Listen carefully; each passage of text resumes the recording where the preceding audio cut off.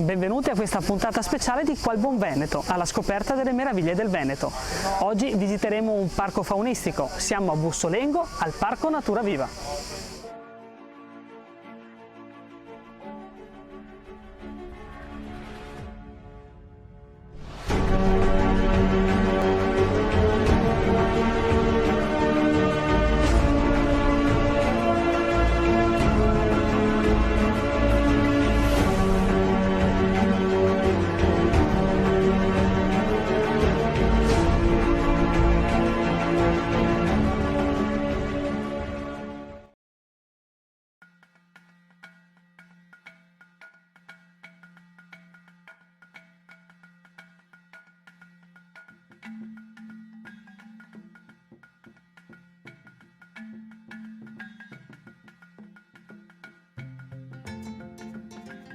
Siamo nella provincia di Verona, a 2 passi dallo splendido e meraviglioso lago di Garda. Intanto vogliamo ringraziare la direzione del parco che ci ha permesso la realizzazione di questo video. Era il 1969.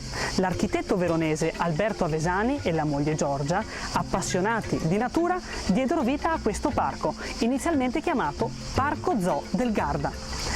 Avevano trasformato la loro azienda agricola in questo parco faunistico. Era effettivamente molto piccolo rispetto a quello che è adesso. Il Parco Natura Viva copre 42 ettari ed ospita 1500 animali.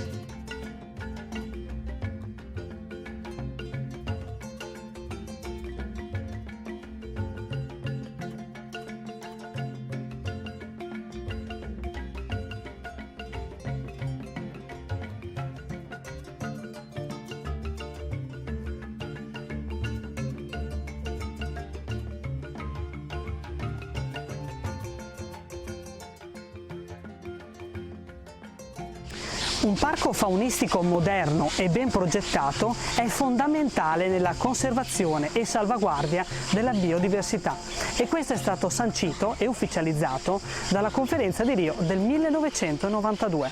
Ecco perché il Parco Natura Viva non solo coccola e cura i propri visitatori, ma soprattutto i propri animali. Ecco perché il nome odierno di questo parco è Parco Natura Viva, Centro Tutela Specie Minacciate.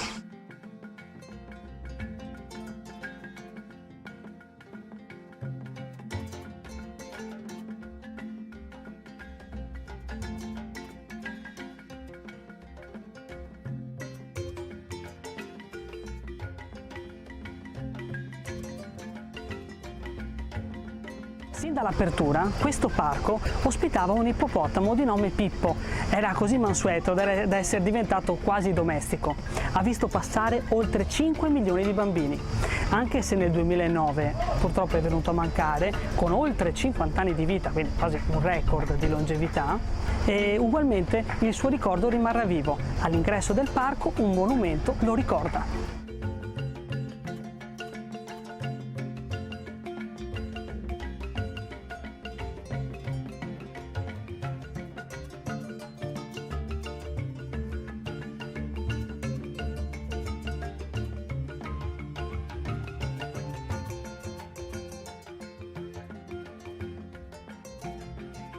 Uno degli animali più caratteristici di questo parco è il panda rosso. Il panda rosso è una creatura meravigliosa e decisamente buffa.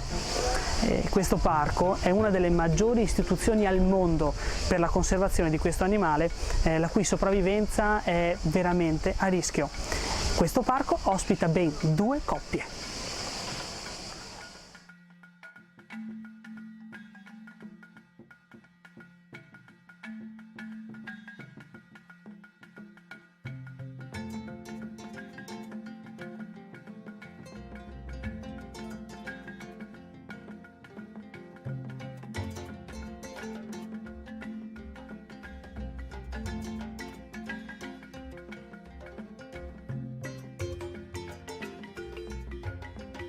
È stata una puntata davvero sorprendente ed emozionante. Questo parco merita davvero di essere visitato. Ci permette di vedere e toccare con mano una natura, una meraviglia che forse abbiamo dimenticato o che abbiamo soltanto visto attraverso la televisione.